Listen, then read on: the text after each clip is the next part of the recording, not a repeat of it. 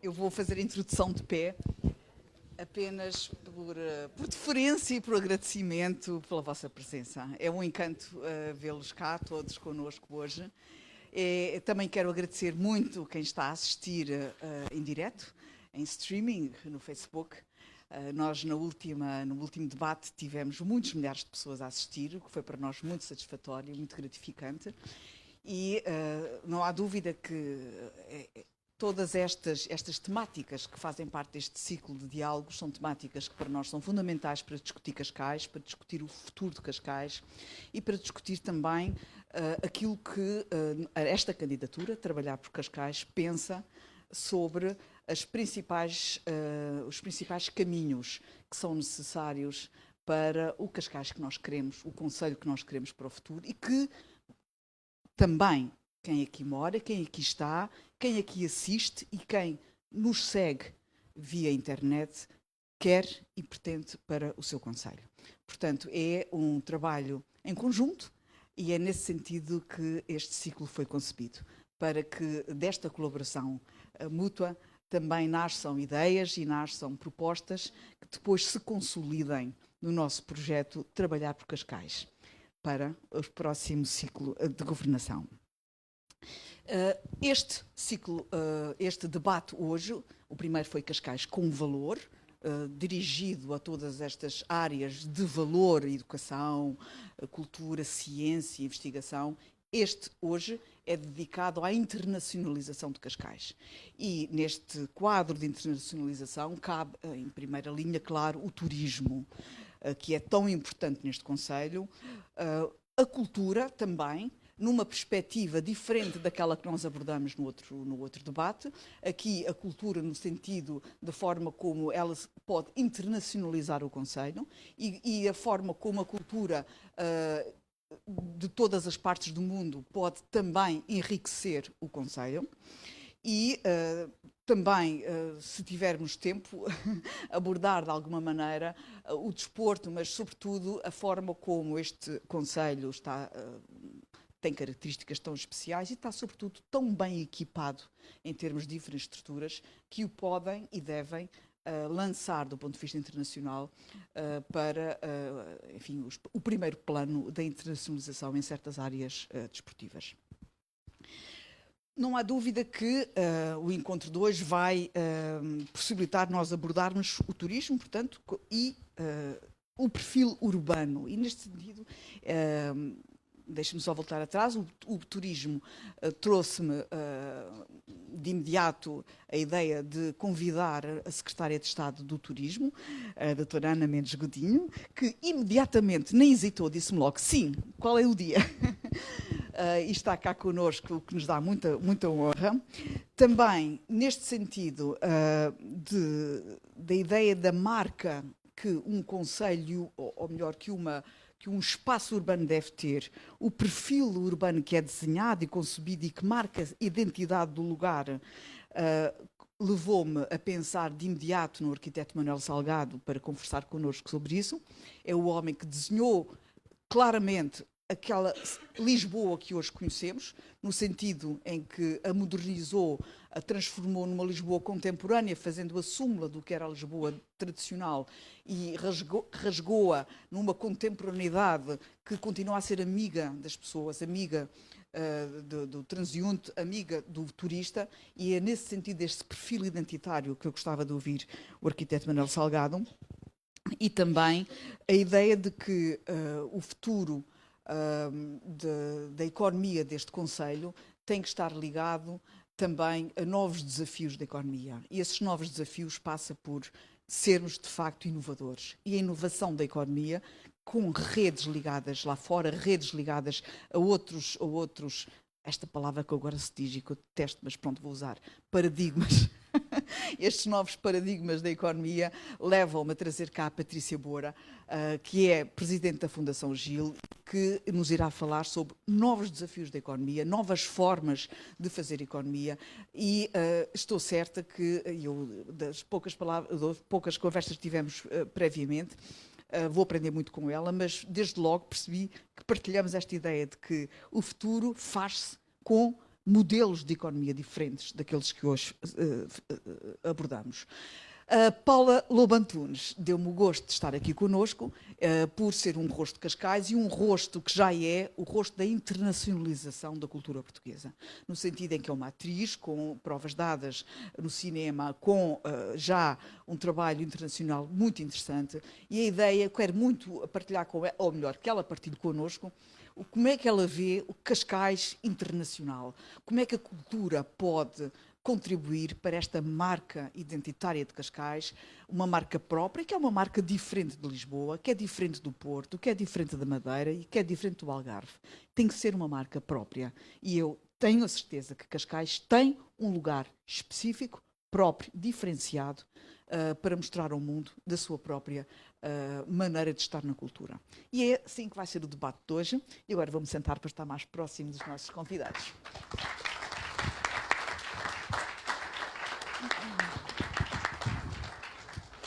Como sabemos, a palavra turismo tem origem na palavra tour, la grande tour, que os nobres do século XIX faziam, era um complemento da sua formação. Não havia, enfim, essa grande viagem pela Europa era indispensável para adquirir os conhecimentos que a academia não providenciava e que a viagem, sobretudo pela Itália, pelo berço da civilização, pela Grécia, pela França, pelo sul, pelo Mediterrâneo, basicamente. Os tais países do sul, os tais que depois a Europa do Norte desdenhou em tantas alturas de crise, não é? Mas eram esses países do sul que são o berço da civilização que a Europa do Norte vinha procurar para beber informação e para se aculturar. Bom, mas nessa Grand Tour do século XIX nasce a palavra tour, turismo, e a partir de 1870, um pouco mais ou menos, consolidou-se esta ideia de turismo um pouco por todo o lado e particularmente aqui no Concelho de Cascais. Foi quando Dom Luís e a Maria Pia começaram a descer de Sintra para o mar para fazer praia. E esta proximidade do Palácio Real em Sintra com a praia faz com que, claramente, Cascais comece a atrair a aristocracia, a burguesia e, enfim, começa a tornar-se, de facto, num centro importante para a veraneio.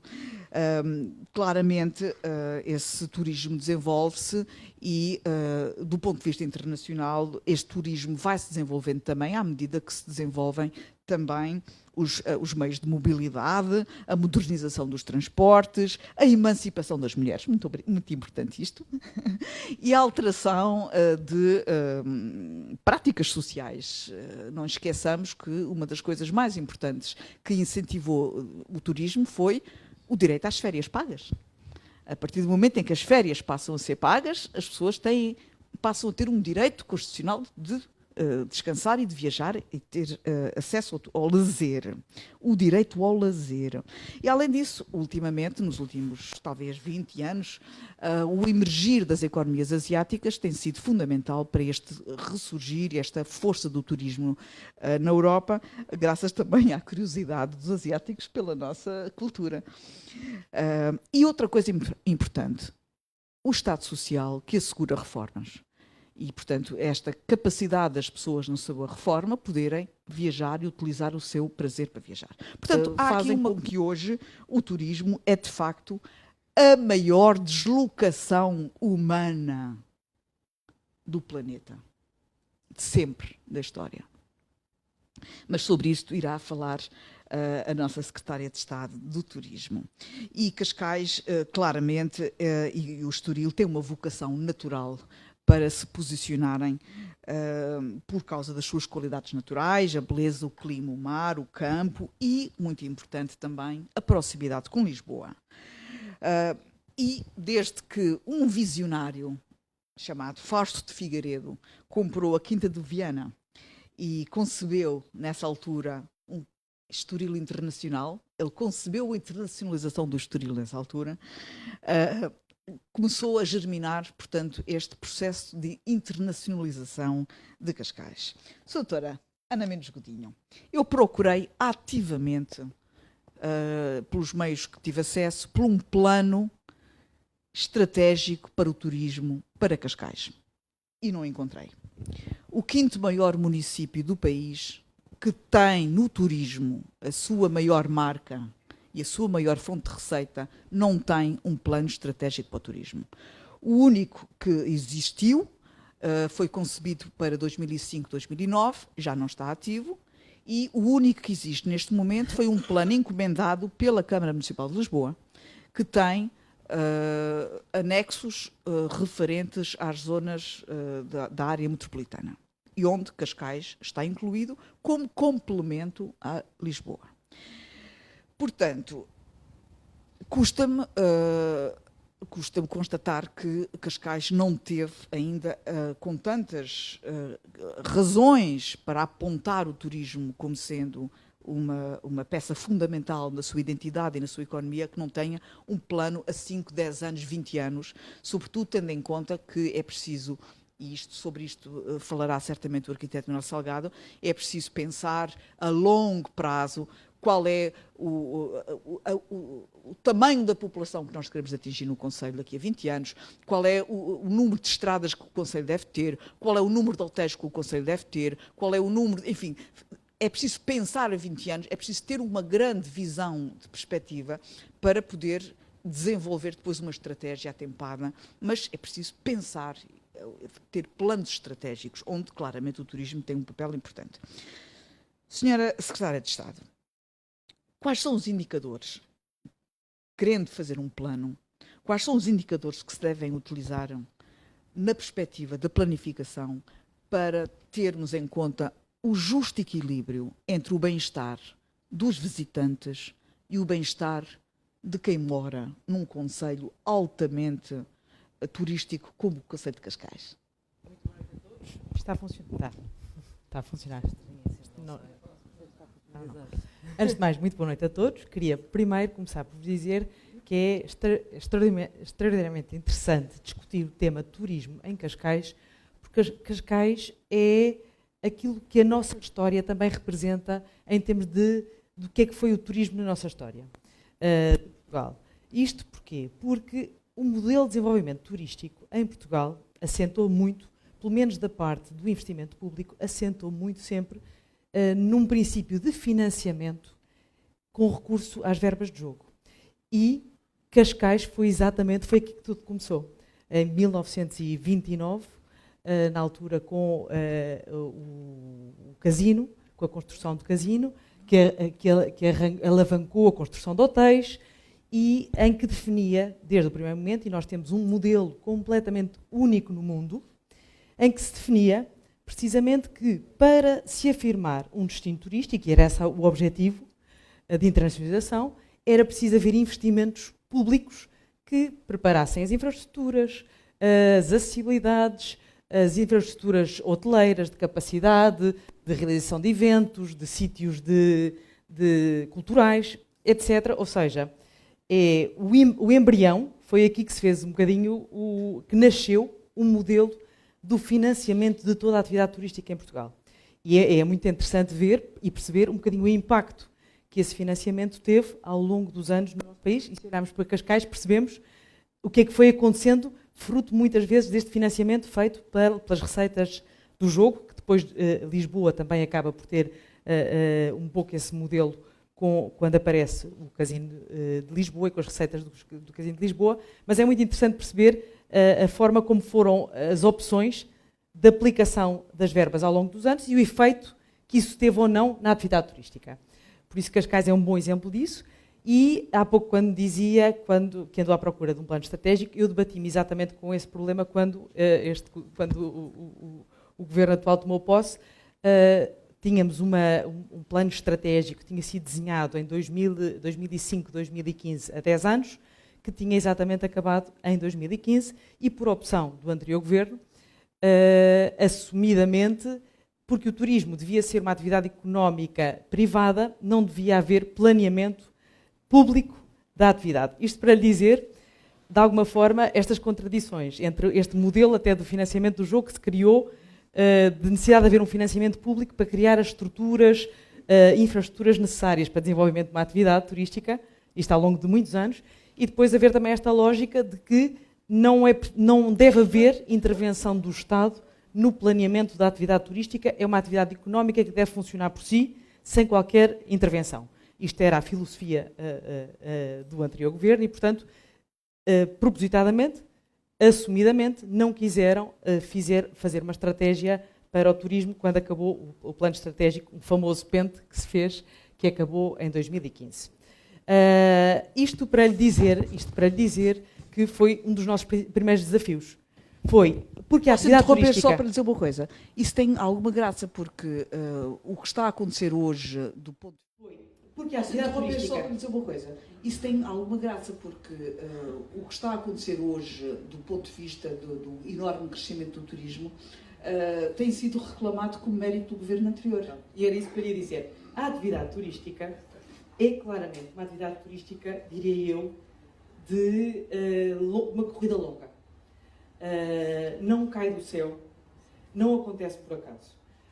Se hoje estamos a ter os números que estamos a ter, e já agora gostava só de salientar os números para percebermos porque é que estamos a falar de números, nós em termos de turismo nacional, médias nacionais, nós tivemos em 2016 recordes completamente absolutos de crescimento e também de crescimento quando comparado com os nossos concorrentes e com os outros países europeus. Somos o país do Mediterrâneo que em 2016 cresceu mais. Nós neste momento estamos a crescer a um ritmo de crescimento cerca do dobro do ritmo de crescimento de Espanha. E o turismo, de facto, assumiu em 2016 um papel muito importante nas exportações. Passou de cerca de 14% das exportações totais para 17%, e se olharmos só para as exportações de serviços, passou de 46% para 49%, mas mais importante que isso, e mais importante do que o número de crescimento das receitas turísticas, que também foi muito significativo, na ordem dos 11%, conseguiu, depois de 5 anos em que havia quebra de emprego, conseguiu pela primeira vez criar emprego. Eu acho que esse é dos aspectos mais positivos de inversão que aconteceu em 2016. Em 2017 a tendência é neste momento brutal. O que é que sentimos? Estamos com crescimentos na ordem, em abril, de 38% das receitas. Entre janeiro e março, nos 3 primeiros meses do ano, portanto, mês de época baixa, tradicionalmente de época baixa, foram criados 40 mil novos postos de trabalho no turismo. Portanto, isto é de facto um grande crescimento que estamos neste momento agora a sentir com o impacto na população. Mas, respondendo ao que me estava a perguntar, o que nós claramente sentimos é que isto é o resultado de muitos anos de investimento público e privado nos destinos. Associado também a outro fator crítico, além da segurança, e acho que ninguém deve ter problemas em dizer que há desvios de outros países, mas é muito engraçado ver que a OMT fez os cálculos do número dos turistas que são a ser desviados dos outros países, e a soma desse número é inferior ao número de novos turistas que Portugal e Espanha está a ganhar. Portanto, é verdade que estamos a ganhar com os desvios e com a insegurança, com o facto de sermos considerados um dos destinos mais seguros do mundo.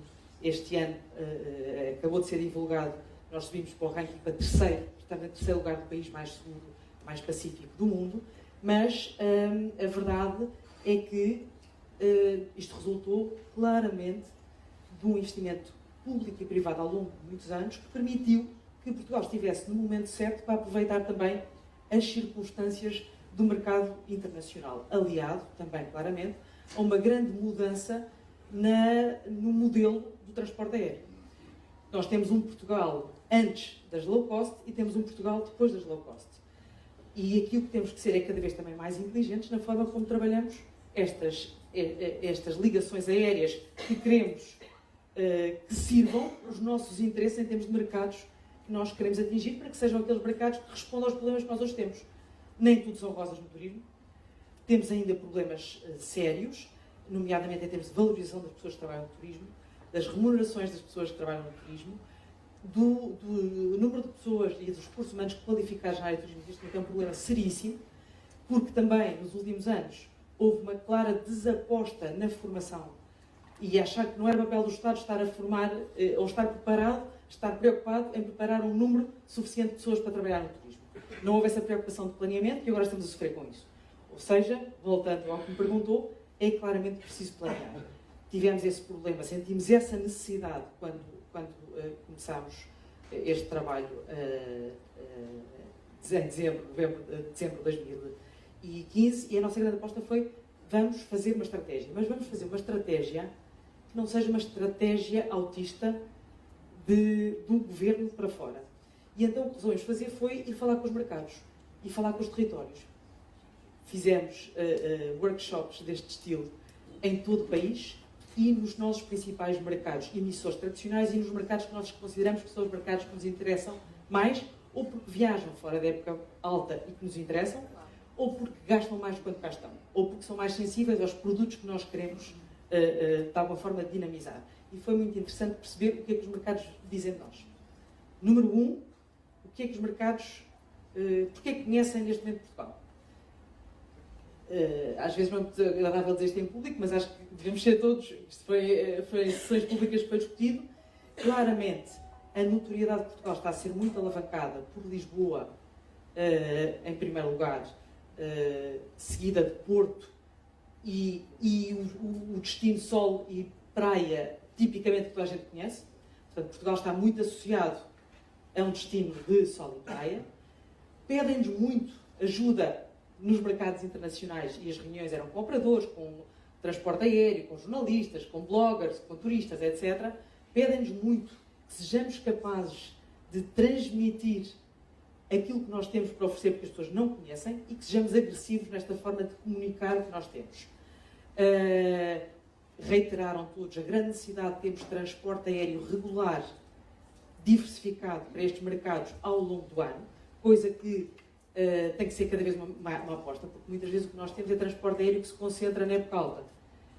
E se não houver capacidade aérea instalada para o nosso país, as pessoas não vêm. Esqueçamos, nós somos um destino periférico. Se queremos atingir e queremos trazer as pessoas rapidamente para cá, tem que haver capacidade aérea instalada, e não é só para as capitais europeias, é para as várias cidades emissoras, potencialmente emissoras de turistas, na Europa, mas também fora da Europa. Dou um exemplo muito pragmático.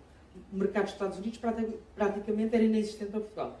O que é que aconteceu? Em 2016 duplicámos a capacidade aérea e as ligações entre os Estados Unidos e Portugal. Nós neste momento estamos com crescimentos de 40% do mercado americano para Portugal, aliás, com alguns impactos depois associados de notoriedade, como todos sabemos, de alguns americanos que neste momento estão a escolher Portugal até para residir e para comprar casa. Ou seja, isto depois também tem um efeito alavancador. Não fugindo à pergunta que me fez, que não me esqueci, sobre os indicadores. Mas tenho tanta coisa para dizer que às vezes é difícil não transmitir, principalmente isto que foi o que os mercados, que são quem nos compra, disseram que nós tínhamos que fazer. Mas, voltando aos indicadores, o que é que nós sentimos necessidade? Pela primeira vez, ter uma estratégia de turismo que não se virasse só para si. E que fosse uma estratégia em que o turismo assumisse também o seu papel responsável de mobilizador de outros setores, mobilizador de outras áreas, e que tivesse também a sua preocupação de não ser só uma atividade económica. O que é que isto quer dizer? Que nós, nas metas e indicadores que nós tínhamos na estratégia PENTE, em que eu participei ativamente, e portanto contra mim falo, em que desenhámos em 2005, só tínhamos metas e indicadores económicos de crescimento de dormidas e de crescimento de receitas.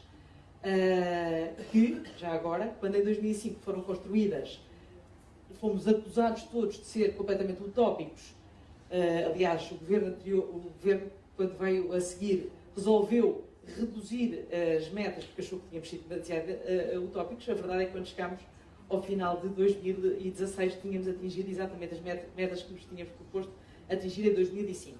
Só precisa de facto de foco e identificação das ações que é preciso quando temos bem identificadas as metas.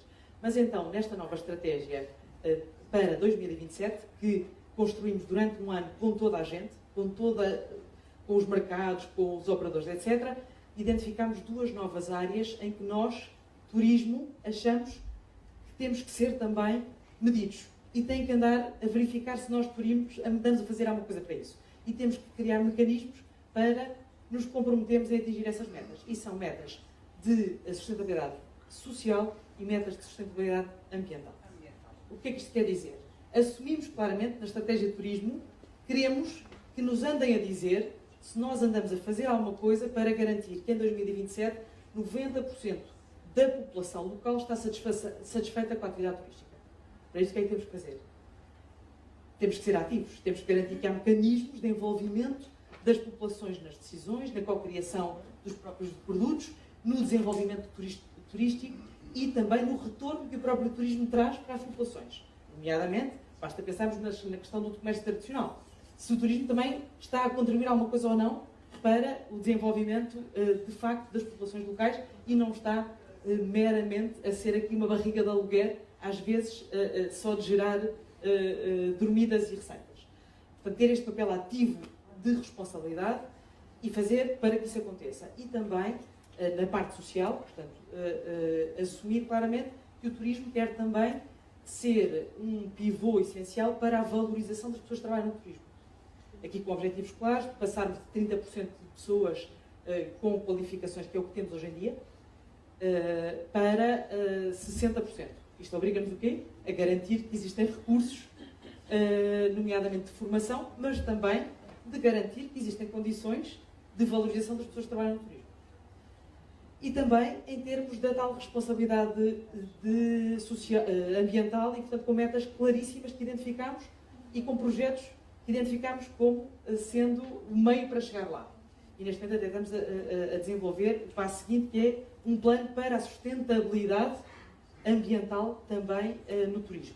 E aí o que assumimos é que o turismo tem que saber de ser também um mobilizador da eficiência energética, de consumo de água, etc., que tem que ter indicadores e tem que monitorizar o que é que existe em termos de consumo de eletricidade, de águas, de lixos, mas também tem que ser um mobilizador de meios de mobilidade sustentável. Se me permite, qual é a articulação que deve acontecer entre a autarquia e as instituições do Estado, da área do turismo, no sentido desta aferição contínua, desta monitorização contínua relativamente aos indicadores do turismo? Isto é, quando uma autarquia decide alargar o número de hotéis ou decide um novo hotel ou um novo empreendimento, esta articulação deve ser feita com o Estatuto do Turismo ou está no quadro da sua autonomia? Eu só pergunto isto porque há limites no quadro de cada vila, de cada autarquia, de cada cidade, e esses limites às vezes não são sentidos pelo autarca ou não são sentidos pelo Instituto de Turismo. E essa relação contínua, esses vasos contínuos entre a autarquia e o Estado e os organismos do Estado deviam estar muito bem aliados para constantemente haver informação que permita saber até onde é que a extensão da oferta turística deve continuar. Eu acho que essas decisões devem ser decisões feitas em função das realidades locais. Claramente acho que deve ser aferido local, os indicadores devem ser aferidos localmente em função, e não deve haver regras gerais, abstratas, sobre limitações.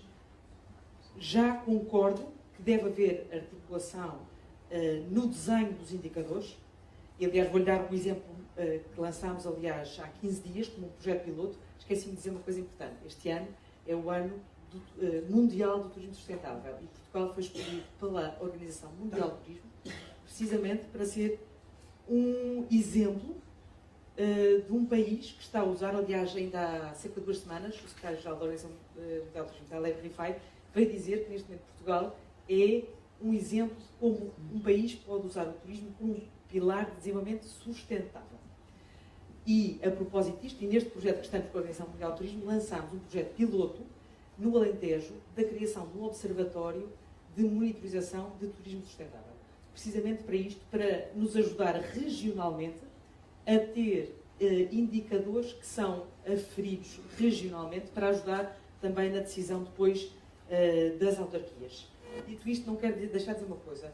O turismo é uma atividade em que as autarquias têm um papel fundamental. Eu acho que é importantíssimo existir uma estratégia nacional, existirem mecanismos nacionais que, de alguma forma,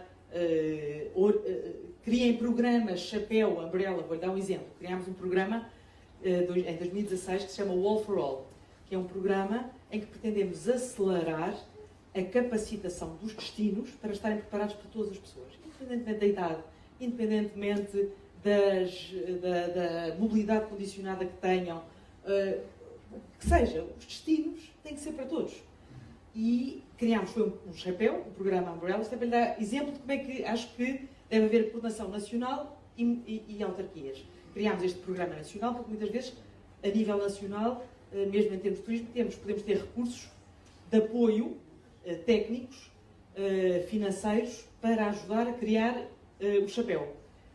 Criámos este programa, All for All, precisamente porque é que, em duas vertentes, uma capacitação de meios, de técnicos e divulgação de guias, de bons exemplos, vídeos, explicar para se transformar este espaço que estamos, num espaço acessível para todos. O que é preciso fazer? Temos sessões de divulgação, vamos aos municípios, explicamos como, e ao mesmo tempo criamos uma linha financeira em que a Administração Central financia 90% a implementação destas medidas, porque queremos que isto se acelere. Não pode ser só dizermos boas intenções. Precisamos que os destinos e os espaços sejam para todos. Não, temos que acelerar isto e o turismo tem que assumir essa responsabilidade, porque também para o turismo é importante cada vez mais atingir as pessoas que cada vez mais, se calhar, viajam mais e gastam mais, que é uma população cada vez mais velha. Portanto, também interessa ao turismo. É interesseiro, mas estamos todos a ganhar. Só um parênteses, nós temos já neste momento 250 candidaturas no âmbito deste programa, não só do All for All, mas no programa Valorizar, que é um programa que criámos, depois lançámos com várias linhas em função do que queremos atingir, e com muitos municípios que se candidataram a esta linha para, no seu território, fazer a capacitação do destino. Muito bem. Já voltarei assim daqui a pouco, vou dar um saltinho à cultura. Paula Lobo Antunes, atriz, nasceu nos Estados Unidos, veio para Portugal com 5 anos, licenciou-se em Biologia Médica na Escócia. Sim.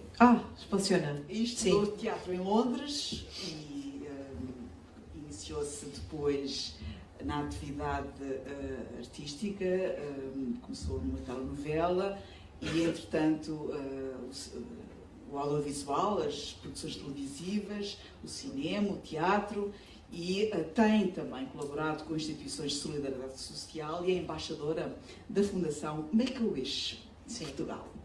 É claramente um rosto que tem,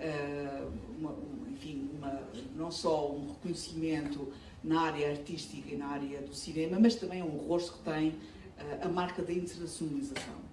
E sobre isto, sobre esta capacidade da cultura internacionalizar também aqui em Cascais, é sobre esta matéria que eu gostava de conversar consigo, porque o turismo é uma indústria de encontros, não é? E é também uma espécie de como se diz? Polinizador de culturas. É como uma abelha que vai saltando de flor em flor e vai deixando um pouco de contactos culturais e vai fazendo circular a cultura. E o turista também é um consumidor. Daí que a relação de turismo e cultura é absolutamente inquestionável e não se pode falar de turismo sem cultura de maneira nenhuma, não é? Se de alguma forma o turismo e a cultura são cada vez mais indissociáveis, num certo sentido, também às vezes adotam um matrimónio de conveniência. Isto no sentido em que aquilo que nós consideramos as grandes manifestações culturais de excelência, os museus e certas expressões culturais mais tradicionais, às vezes vestem um fato de casamento de conveniência para se mostrarem ao turista, não é? Enfim, o chamado matrimónio de conveniência. Mas, de qualquer maneira, a verdade é que não há dúvida que a política de cultura também, não só, mas também, deve ter uma face voltada para os visitantes, que é paralela e é cruzada com a política essencial de preservação e de produção artística e intelectual. É cruzada e paralela, mas deve ter uma face voltada para os visitantes. Houve tempos em que Cascais se notabilizou com iniciativas de relevo na área dos espetáculos culturais, com o Festival de Jazz, o Festival de Cinema, o Festival Internacional de Música, que hoje se realiza praticamente quase toda Lisboa. Hoje temos festas de música popular, que são concentradas no verão.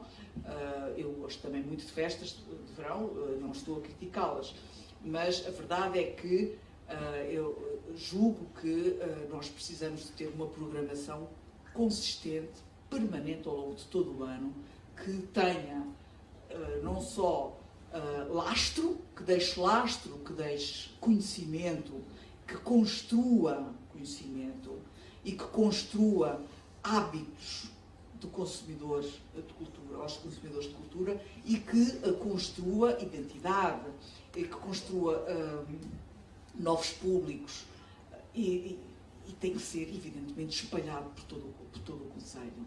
E tudo isto é consentâneo e deve ser também acompanhado de festivais de verão. Não pode haver só festivais de verão. E, portanto, é aqui que eu gostaria também de deixar aqui a minha opinião, apesar de tudo, antes de perguntar à Paula. E, portanto, pergunto aqui à Paula, relativamente a todas estas grandes marcas importantes que Cascais já teve, que internacionalizaram Cascais, sim, nos anos 70. Ela era, coitada, se calhar não tinha nascido, mas eu lembro-me do Festival de Cascais dos anos 70, de jazz, e até recentemente o Festival de Cinema, que de repente a Câmara de Sintra roubou para Sintra. Portanto, Paula, fala-me um bocadinho do que é que imaginaria, o que é que gostava que o seu conselho fosse do ponto de vista da internacionalização na área da cultura. Boa noite a todos. Obrigada à Gabriela por me ter convidado para fazer parte deste painel ilustre. A minha contribuição vai ser adequada à minha idade e à minha experiência, daquilo que eu vivi, daquilo que eu já viajei, daquilo que eu conheço, daquilo que eu já vi, vivi e experienciei. Eu acho que sim, sem dúvida alguma, Cascais peca por ter um investimento um bocado reduzido na área da cultura. Primeiro que tudo, existe uma escola maravilhosa, que é o Teatro Experimental de Cascais, que tem uma formação excelente de atores. A maior parte dos atores muito conceituados vêm dessa escola. E realmente é uma grande pena não usar mais isso e não ter algo que os alimente e também faça com que eles queiram ficar. Existe o Teatro Mirita Casemiro, existe também o teatro também, que eu própria também já estive no Casino Estoril, que também, obviamente, que começou para dar um sustento no turismo, porque realmente os casinos dão um grande retorno. Obviamente, o que é que também chama? O espetáculo. Há muitas pessoas que gostam de ir jogar, mas as pessoas gostam de ir ao casino também para assistir a espetáculos e eu lembro perfeitamente dos grandes espetáculos que já não se pode ir porque tem que ser maiores de 18 anos, que eu própria, quando eu fiz o meu espetáculo, os meus sobrinhos tinham 17, não podiam ir porque aquilo tem uma restrição, que é uma pena, porque há lá espetáculos que dá para qualquer idade. Eu acho isso importante de também termos para todas as faixas etárias. Posso só interrompê-lo para contar uma história? A primeira vez que entrei num casino foi em Macau. E achei muita graça porque entrei no casino e tinha assim umas bolas assim à porta, tipo, o que é que não se pode entrar? Então, máquina fotográfica, uma cruz. Guarda-chuvas, uma cruz. Uma pistola, uma cruz. Pois, porque uma pessoa pode assim. dar um tiro numa roleta russa, não sei, ou uma coisa assim do género. Vá, pronto. Mas sim, completamente. Eu própria também me lembro da primeira vez que fui ao casino, estava com a minha mãe, foi na Madeira, e eles disseram que eu não podia entrar porque era menor, mas a minha mãe disse, ela é minha filha, ela tem 18 anos, ela pode entrar. E é engraçado voltar à Madeira, porque eu estive lá na passagem de ano. E eu nasci nos Estados Unidos, para quem não, como a Gabriela já disse, e a minha filha também fala inglês, eu falo inglês com ela é totalmente bilingue, e foi engraçado, fomos passar a passagem de ano na Madeira e havia várias peças em inglês. E eu achei isso estupendo. Vamos ao teatro. Ela vai ao teatro em português, como também vai ao teatro em inglês. E isso acho que também é uma coisa que faz falta, principalmente em Cascais, onde há um turismo enorme, principalmente de ingleses, ou de pessoas que falam em inglês, que eu acho que é completamente vital, como eles tinham lá no... E eram companhias maravilhosas. Eu própria já fiz teatro em inglês em Itália, que foi muito bem recebido, e as pessoas, apesar de em Itália não falarem muito inglês, porque os filmes são a maior parte dobrados, mas é muito interessante quererem ir ver, seja Shakespeare em inglês.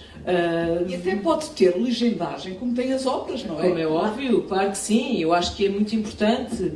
É a mesma coisa que, por exemplo, eu estudei em Edimburgo, na universidade, e no verão tem o grande festival de teatro, que é mundialmente conhecido, e tem lá peças de todos os países, com todas as línguas. Não há...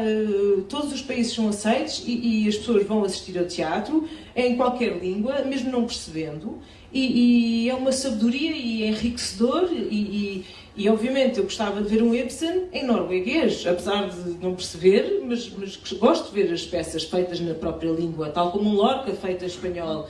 Eu acho que é muito importante termos esse acesso também. Temos atores para isso. Em Lisboa temos o Lisbon Players, que é um teatro e é uma companhia de teatro já muito antiga, com atores que fazem peças em inglês.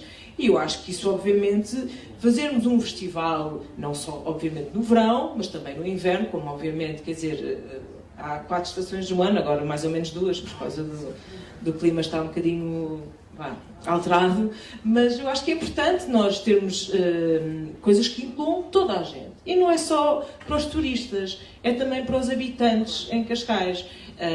Por exemplo, eu estudei numa escola internacional em Cascais. A maior parte das pessoas que estão lá são filhos de embaixadores ou de diplomatas, que não falam, os pais não falam português, são de todos países vários diferentes, e eles gostavam de ir ao teatro, mas não percebem porque não falam português, mas gostavam também de ter uma outra oportunidade ou de ter outro tipo de oferta, não é? Claro. Para também poderem participar nesse lado que é, seja das artes, de cultura, que é o teatro. A dança, obviamente, é universal, não tem língua, é uma língua de dança. A música, obviamente, também é o outro lado que também é universal. Temos, claro, o jazz, ou temos o EDP, o Cool Jazz Fest, temos vários cantores, seja, por exemplo, tivemos o Buena Vista Social Club a tocar, em várias culturas diferentes e vários músicos diferentes. Eu acho que, obviamente, em teatro era enriquecedor para todos, principalmente para os jovens, porque eu acho que os jovens precisam de ser cultivados, precisam de saber. Acho, obviamente, aprender a literatura portuguesa, seja Camões, seja Gil Vicente, mas também é importante eu estudar outros autores que não sejam só, por exemplo, Molière, francês, não italiano. existe uma livraria em Cascais com publicação de livros em inglês e em francês e em alemão. Pois. Mas havia uma livraria em Cascais que tinha livros em inglês. Com qualidade, com livros em português, com qualidade.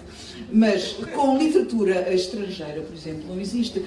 Cascais, se é de facto, e é um centro cosmopolita, com habitantes de várias partes do mundo, com muitas nacionalidades, não cultiva o lado cultural do ponto de vista da literatura, do ponto de vista do teatro, do ponto de vista das vivências.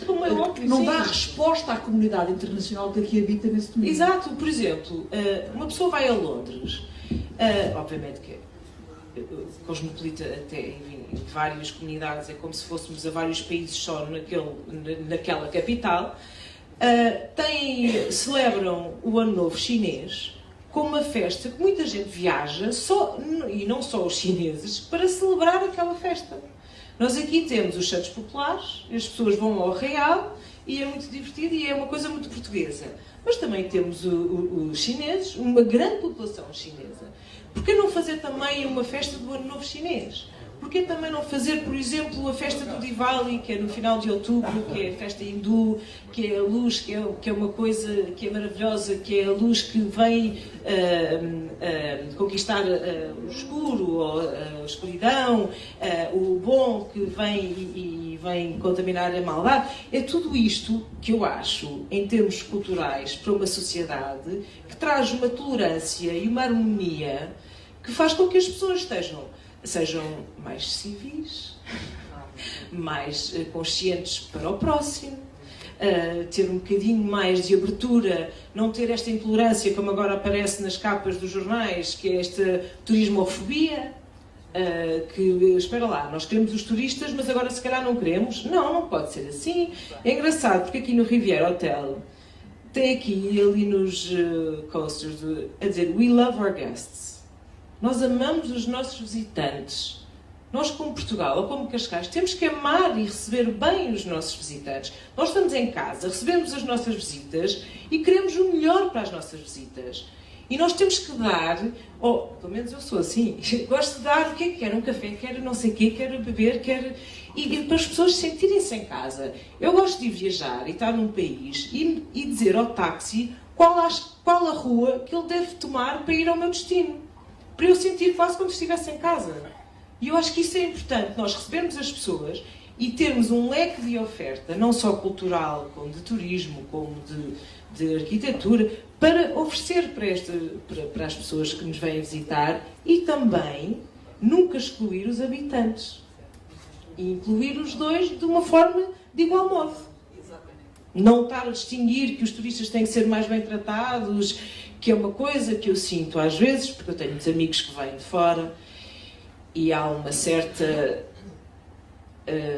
falam em português porque não percebem que eu se calhar também falo português à primeira vista e começam a falar entre eles e é um bocadinho desagradável e já assisti. Lá está, se calhar tem a ver também com aquela formação que se calhar deixou de haver, na formação seja na restauração, seja nos hotéis.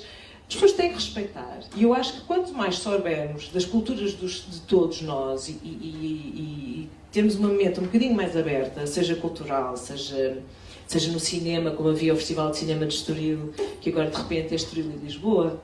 Antigamente era só no Estoril. Mas isto nós vamos pedir contas àquilo. Não é? Por exemplo, como também o EDP Cool Jazz Fest era só em Cascais e agora também em Oeiras. Isto é tudo assim, mas que eu acho ótimo agregarmos e estarmos todos a lutar pelo mesmo e estarmos todos a contribuir para um passo em frente, que eu acho que isso é que é importante. Lá está, é a tal harmonia e a tal Eu queria perguntar mais uma coisa, relativamente à possibilidade de nós criarmos aqui em Cascais o Cascais Film Commission. Sim. Porque existe a Lisboa Film Commission, o que não invalida que tenhamos também nesta zona mais específica para a zona de Cascais, Estoril, Parque de Sintra, a zona aqui do norte de Cascais, de Lisboa. Porque o que é que faz o Film Commission? Agencia, potencia, orienta para esta zona a produção cinematográfica internacional. Sim.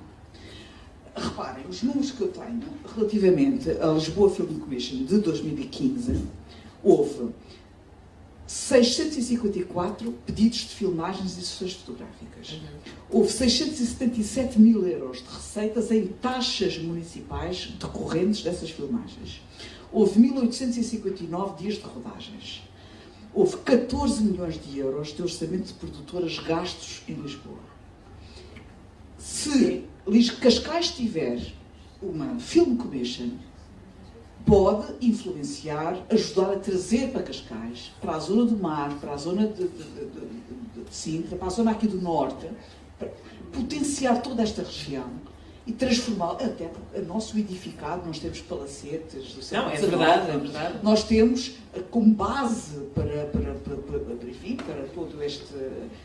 Enfim, para as produções internacionais, nós podemos e devemos, Paula, queria muito que fosse minha embaixadora nesse sentido. Sim, eu acho que isso é completamente vital. Trabalhar muito para termos a nossa Cascais Film Commission, porque isto pode potenciar e divulgar Cascais para ser também uma fonte de receita receitas Sim. e, além disso, pôr Cascais também no centro do olhar internacional relativamente ao mercado audiovisual. Sim, sim, não só pelo cenário que tem um cenário, aliás, o que a maior parte da área cinematográfica diz que mais é a luz em Portugal é uma coisa única, que não existe em mais lado nenhum.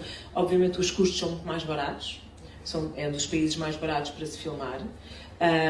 Tem algumas restrições em edifícios. Tenho, como sei, por exemplo, como o Museu de Conde Castro Guimarães, que é proibido lá filmar, e a verdade é que às vezes acontecem...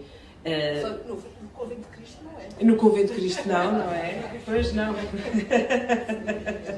Mas é assim, eu acho que se calhar Cascais nunca pensou nisso de uma forma séria. De uma forma séria. Porque eu já filmei muitas vezes. Cascais não se preocupa com cultura, isso é que eu pergunto. Pois, também é esse lado. Eu tive uma reunião com uma realizadora australiana e era engraçado porque ela estava, e depois aquilo não acabou por não avançar, mas ela estava a dizer que queria usar o turismo de Portugal para poder sustentar o filme dela, para poder não só mostrar Portugal ou Cascais, porque ela por acaso vive em Cascais, a importância ou a beleza ou a existência que é, não é? A nível fazer há pessoas que conhecem Lisboa, não é? Cinematograficamente. É um bocadinho quando nós vamos a Nova Iorque, nós já vimos Nova Iorque tantas vezes em filmes que só vamos lá pela primeira vez, é como se já conhecêssemos. É como ir para Hollywood, as pessoas podem não ter ido para LA, mas já conhecem LA. Tal como se calhar Paris, com a Torre Eiffel, Portugal, Lisboa, alguns monumentos pode ser uns filmes um bocadinho mais independentes, um bocadinho mais uma cultura um bocadinho cinema independente. Agora, Cascais tem obviamente potencial que é tremendo, que obviamente não foi explorado. Não foi explorado. Eu trabalho, já fiz muitas séries, já fiz novelas, já filmei em Cascais, nós usamos vários pontos característicos para várias coisas, seja para prisões, para hospitais, seja para que transformamos aquilo, não é? Porque aquilo é que é a arte da transformação, que é o cinema. Eu acho que, sinceramente, é que isso não foi pensado, não foi investido, sem dúvida.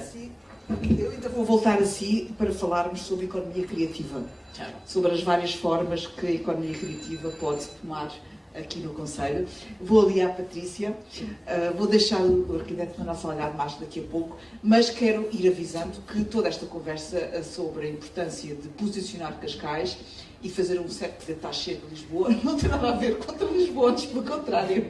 Nós até estamos a aprender. Ok. Nós estamos a aprender com Lisboa, está bem? Nós estamos a aprender com Lisboa, que tem sido uma grande lição sobre como tratar bem uma cidade e como transformar uma cidade e servir de exemplo para as outras autarquias. Patrícia, é com imenso gosto que eu tenho aqui a Patrícia, porque, tal como disse há pouco, a atividade da Patrícia é vice-presidente executiva da Fundação Gil desde 2003, antes foi vice-presidente... Isto está desatualizado? Não, sou presidente executiva da Fundação, fui vice-presidente... Não tenho uma... não consigo, então, desculpem, mas eu não consigo estar muito mais tempo. Para todos os efeitos, se não se importa, está certo. É presidente da Fundação Gil e é isto que me interessa porque está na área da economia social, que é uma área que eu considero uma área cada vez mais importante. É uma área porque nós vivemos numa sociedade profundamente competitiva, uma sociedade economicista, ultimamente perigosamente liberal, e esta forma de desenvolver a economia surge de certa maneira como um contraponto a este capitalismo desenfreado e mostra uma face humana até do mundo empresarial, precisamente. Mostra a face humana do mundo empresarial que também o tem. E revela-se em associações, mutualidades, cooperativas, fundações, são tudo formas de organização social que pertencem a esta chamada economia social, que hoje já representa 6% do emprego remunerado e em Portugal já são 61.000 unidades, o que é extraordinário. Encontra-se em curso a realização do primeiro Congresso Nacional da Economia Social, que decorre ao longo de todo o ano de 2017 e com sessões temáticas descentralizadas ao longo de todo o ano. O PS tem em curso um projeto de criação de um Departamento Nacional da Economia Social, com o objetivo de participar na construção de uma política europeia para a economia social, e a Câmara Municipal de Cascais organizou em 2013 o primeiro Congresso Internacional de Economia Social. Os meus parabéns à Câmara Municipal de Cascais, iniciativa que não teve seguimento. Como moradora em Cascais, conhece muito bem este concelho e tem também um olhar de quem conhece o outro lado do glamour de Cascais. Falamos muito de empreendedorismo, falamos muito de incubadoras de empresas, de novas formulações empresariais, sabemos muito quanto esta forma de hoje falarmos de economia está gasta. Mas uma coisa é certa, eu estou convencida que estes velhos modelos estão esgotados. O mundo é global, há que pensar global e agir local. Eu acho que temos que pensar em novas formas de pôr a economia em marcha. E nesta ideia de que o mundo é global, eu acho que temos muito a aprender com muitas coisas que acontecem em muitas partes do mundo, e esta ideia da internacionalização é também não só a forma de exportarmos, mas a forma de importarmos. E era neste sentido também que eu gostava muito de ouvir a Patrícia, quer pela experiência que ela tem na Fundação, quer por o seu pensamento relativamente à forma como nós, uma sociedade cosmopolita aqui, mas também com uma parte muito assimétrica no Conselho, pode beneficiar com estes movimentos internacionais da nova economia. Boa noite a todos, antes de mais, obrigada pelo convite. Bom, nem sei por onde é de começar, porque isto é um tema, de facto, não é um tema novo. Eu acho que talvez a definição seja uma coisa relativamente recente, as pessoas não sabem muito bem o que é isto da economia social, ou o que é isto do terceiro setor, mas todas são capazes de identificar nos seus bairros uma associação de moradores, uma associação cultural, a maior parte dos teatros, associações, fundações, misericórdias, mutualidades, enfim, temos todo um conjunto muito grande de entidades que fazem parte desta coisa que é a economia social e o terceiro setor. E se calhar, sem vos maçar muito, que eu às vezes entusiasmo e sou um bocado chata, mas vocês podem mandar-me calar, eu explicava-vos um bocadinho o que é isto da economia social e porque é que isto nasceu. Quer dizer, esta coisa da economia social não é uma coisa recente, é talvez tão recente quanto a definição de economia, e a definição de economia nasce no século XIX, com a Revolução Industrial, quando começa a haver um excedente de capital, ou o conceito de riqueza, e, portanto, quando se começou a achar que a economia resolveria todos os problemas do mundo e traria a proclamada paz social, que é o que todos queremos desde sempre. E começou a perceber-se que, eventualmente, estes sistemas capitalistas, liberais, enfim, que imperam até hoje, não resolviam todos os problemas sociais e, portanto, as pessoas tiveram que começar a organizar-se localmente, e por isso as comunidades são tão importantes, no sentido de se protegerem mutuamente. E, portanto, a lógica dos seguros é uma lógica muito antiga e que vem, enfim, de há muitos anos atrás. Era uma forma das pessoas se protegerem, inclusivamente nas terras altas de Andorra, as pessoas queriam proteger-se da neve, queriam proteger-se de terem algum dinheiro para funerais. Portanto, as pessoas começaram a organizar-se para poder pagar um funeral de um familiar no caso de ele vir a falecer e não terem dinheiro. Portanto, isto são formas muito ancestrais de organização, mas que naturalmente não tinham um nome associado. Hoje chamamos-lhe economia social. Hoje consideramos que há 3 grandes setores: o setor do Estado, o setor privado e o setor da economia social.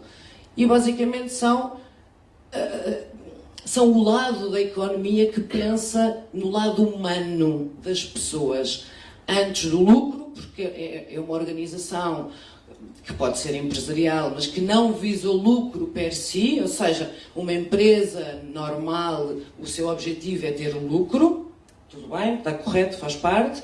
Uma organização da economia social, o seu interesse é resolver um problema para o qual nasceu. Se é um teatro, é uma questão cultural. Se é uma associação para tratar de crianças, esse é o objetivo. Se é uma associação de moradores, é para resolver esses problemas. Portanto, são objetivos comuns que as pessoas, de forma democrática, tentam resolver. Portanto, o objetivo final não é o lucro, mas sim o cumprimento de uma função social. Desculpem. Pronto, só para dar um enquadramento do que é isto. Aliás, não que nós precisamos. Aliás, nós estamos todos entusiasmados. Mas parece uma professora chata. Mas só para as pessoas perceberem um bocadinho o que é isto da economia social, porque parece sempre um conceito muito distante, mas na verdade está na nossa vida todos os dias.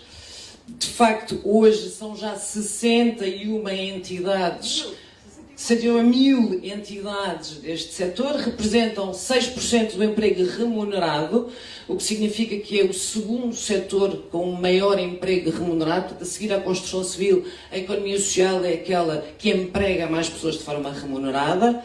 Foi naturalmente aquela área da economia que não diminuiu com a crise económica, antes, pelo contrário, fortaleceu. Obviamente com imensas dificuldades, e obviamente que a maior parte destas organizações precisa muito do apoio do Estado Central e do apoio do Estado local para poderem progredir. Porque naturalmente tem questões de financiamento muito complicadas, podemos ir por aí falar nas novas formas de financiamento destas organizações, sim, mas dizer que de facto o objetivo é que as pessoas possam ser integradas na comunidade de uma forma muito real. E de facto Cascais tem esse problema, que tem naturalmente um lado muito cosmopolita e muito glamouroso, que é a faixa litoral, mas depois tem problemas muito sérios no interior. E são problemas que são difíceis de resolver, são problemas complexos que precisam de ser resolvidos de forma muito articulada e muito pensada com as populações. Nós não podemos achar que vamos resolver os problemas dos outros sem os consultar. Também às vezes é uma coisa que acontece. Portanto, tem que ser trabalhado com as populações. E de facto nós temos uma discrepância muito grande entre as pessoas que vivem relativamente bem e bairros do interior que são de facto muito pobres e com grandes dificuldades sociais.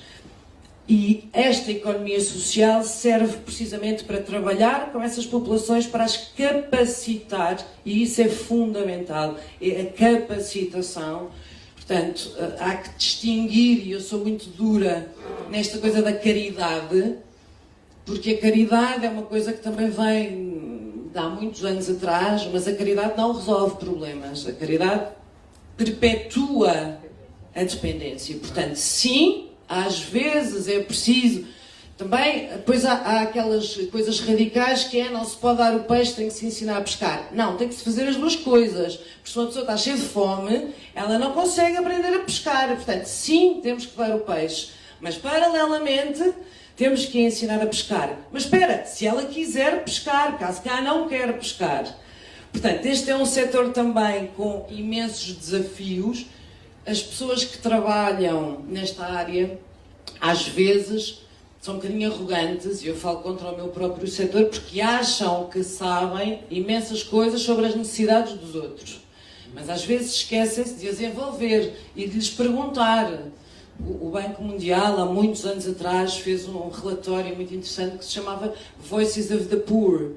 Porque pela primeira vez eles se lembraram que era importante ouvir as pessoas. Ok, então, mas em vez de definirem um conjunto enorme de políticas sobre o que fazer para as retirar da pobreza, lembraram-se, e bem, vá lá, de sentar com elas e de as ouvir. Mas é o que é que vocês querem fazer? O que é que vos apetece fazer? Que competências têm? Como é que nós vos podemos ajudar? Em vez de chegar e dizer, não, agora vou-vos capacitar, vamos fazer uns workshops de empreendedorismo, de repente vão todos ser empreendedores. Não vão todos ser empreendedores, ok? Era ótimo que todos fôssemos empreendedores, Não vão todos ser empreendedores, mas todos têm capacidade de criar, de fazer qualquer coisa. Podemos respeitar estas pessoas e encontrar formas de lhes dar emprego, porque, na verdade, só assim podemos capacitá-las. O turismo tem imensa margem para isso, o teatro, a inclusão social beneficia muito de todas as formas de desporto, de todas as formas culturais. São fatores importantíssimos de inclusão social. Eu não queria falar de Lisboa, porque a Gabriela vai-me bater.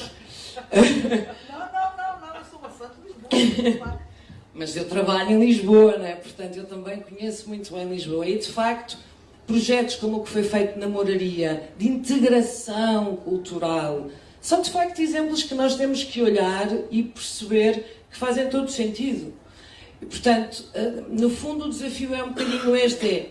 Esta é a economia do respeito pelas pessoas.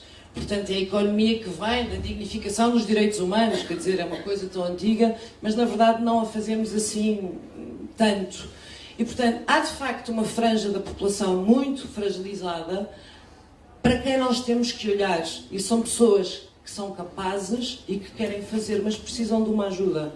E, portanto, este tipo de organizações, associações, fundações, enfim, o que seja, têm que ser olhadas nesta perspectiva muito de inclusão social, porque podem ser elementos, podem e serão de certeza elementos muitíssimo importantes depois em todo o desenvolvimento económico do Conselho e, enfim, do país em geral. Claro. Eu até posso adiantar um pouco daquilo que depois quero desenvolver um pouco mais longamente com a Paula, a questão da economia criativa, no sentido em que, e essa experiência foi feita em Lisboa, mas não só, foi feita um pouco em todo o mundo, a questão de intervenção em zonas degradadas, em zonas socialmente degradadas, através da arte, através da cultura, através da expressão, das expressões, através da sensibilidade, basicamente. E os resultados positivos que advêm das competências que se reconhecem, que se atribuem às pessoas pelo lado da sensibilidade. Tudo isso dignifica, no fim e ao cabo, as pessoas, e elas, sentindo-se dignificadas, olham para o seu bairro de outra maneira. Mas isso, claramente, tem que haver a tal planificação, e aqui em Cascais há o caso do bairro do Rio Vermelho, chamado da Cobenga. É um bairro onde tem que haver um ataque rápido, claramente, e nesse sentido, tem que ser nesse sentido. A arte, a cultura, o conhecimento, a educação é a única forma de retirar... Ferramentas poderosíssimas. Tivemos isso nas favelas do Brasil, quer dizer, o afro-reggae... É a única forma de retirar as crianças de um destino desse destino de exclusão, que é terem nascido naquele contexto. É a única forma. E seguramente com mecanismos de economia social, seguramente com mecanismos de cooperação, é o caminho certo. É o caminho certo. Dizer-se que há só mais uma coisa que se me permite, que é, puxar um bocadinho a brasa à nossa sardinha, que na verdade é o tema do feminino na economia social. Porque naturalmente que as mulheres não estão em maioria na maior parte dos setores, mas de facto na economia social estão. E não sei se tem a ver com, enfim, para além de grandes cabeças, diria que as mulheres estão em maioria na maior parte dos setores, só não estão nas comissões, nos conselhos de administração. Mas vão passar a estar a partir de amanhã, que vai haver uma lei que vai ser aprovada amanhã na Assembleia da República, que vai obrigar os conselhos de administração, até das empresas privadas, a ter um terço de mulheres. Acho que vai. Só dizer que também nesta área da economia social, que é um setor muito dominado pelo feminino, que já em 2006, se recorda, o Prémio Nobel da Paz foi o Yunus, com o microcrédito, o professor do Bangladesh, que naturalmente, e que criou o Grameen Bank, enfim, Nobel da Paz, não é da economia, a importância da coisa. E que de facto só atribuía microcrédito às mulheres, porque se sentia que as mulheres eram as mais responsáveis da família e que iam aplicar bem o seu investimento e, de facto, ao contrário da banca tradicional, havia 2% de crédito mal parado. E, portanto, o elogio já em 2006 do Yunes às mulheres, que acho que é importante referir aqui neste setor. Os resultados Patrícia, excelente, obrigadíssima, foi uma intervenção ótima. Eu gostava agora de passar ao arquiteto Manuel Salgado, porque, pelas razões todas que há pouco já descrevi, o gosto que é tê-lo aqui é enorme.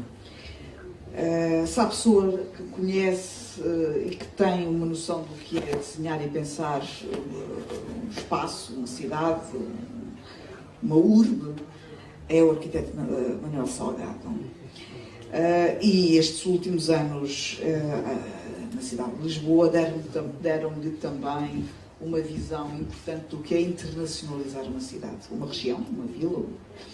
Para mim, penso eu, e julgo que não estarei longe da sua visão, internacionalizar é dar visibilidade no quadro internacional, identificando algo que distingue dos outros. É colocar uma região, um concelho, na agenda dos eventos internacionais de prestígio. É dotar esse concelho, ou essa cidade, ou essa vila, de meios estruturais e de acessibilidade para permitir essa internacionalização e as visitas e a circulação. E é também dotar esse espaço, essa vila, esse concelho, de emblemas icónicos e referenciais.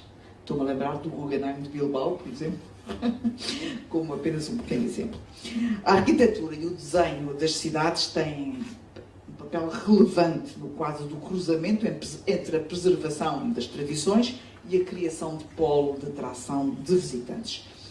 A arquitetura é seguramente a arte pública mais próxima das pessoas, porque é funcional e pertence ao cotidiano.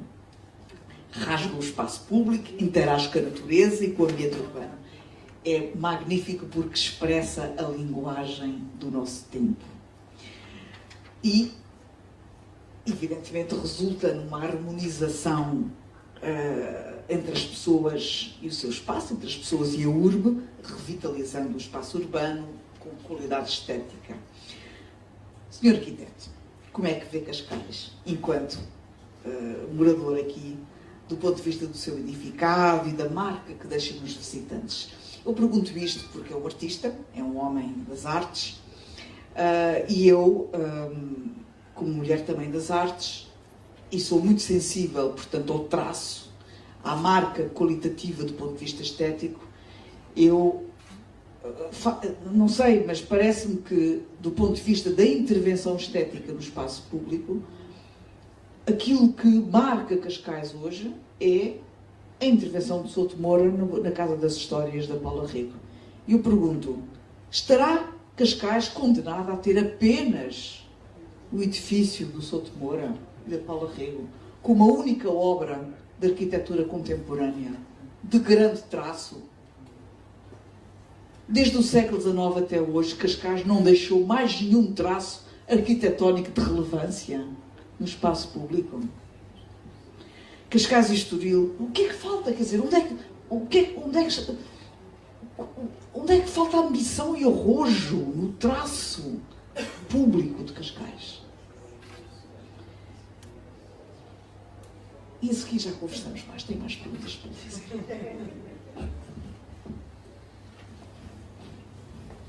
Bom, antes de mais, boa noite a todos e a todas, e muito obrigado por este convite. Mas eu, apesar de subscrever a maior parte das coisas que disse, ouvi tantas que gostava de dar aqui umas bicadas. Não para defender Lisboa, porque já explico também o meu conceito de Lisboa, mas se calhar até para ser um bocadinho provocador. Vamos lá ver, eu tenho participado em muitos fóruns em que se discute esta questão do turismo. E há uma coisa que eu já adquiri e já interiorizei. Eu quero viver numa cidade com turismo mas não quer viver numa cidade turística. Há aqui uma diferença abissal e é preciso ter muito cuidado quando se avaliam, de facto, estas questões do turismo, porque o turismo hoje é uma enorme oportunidade, pelas razões que já aqui foram contadas. O turismo é o pilar mais importante no fundo, da reabilitação de Lisboa nos últimos anos. Não é o único, felizmente. Os serviços às empresas, o empreendedorismo, todo o movimento ligado às startups, hoje em dia tem um peso muito significativo, mas o turismo tem, de facto, um papel de destaque. Mas o turismo também tem aspectos perversos e é preciso termos bem presente os aspectos perversos do turismo. A outra nota que queria dar é que nada disto se faz de um dia para o outro.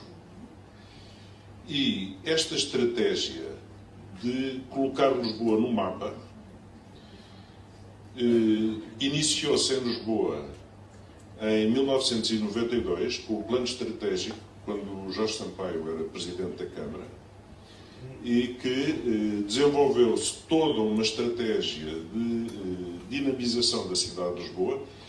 Só para lembrar, 74 Revolução, até 74 Lisboa era a capital imperial, a capital do Império Colonial.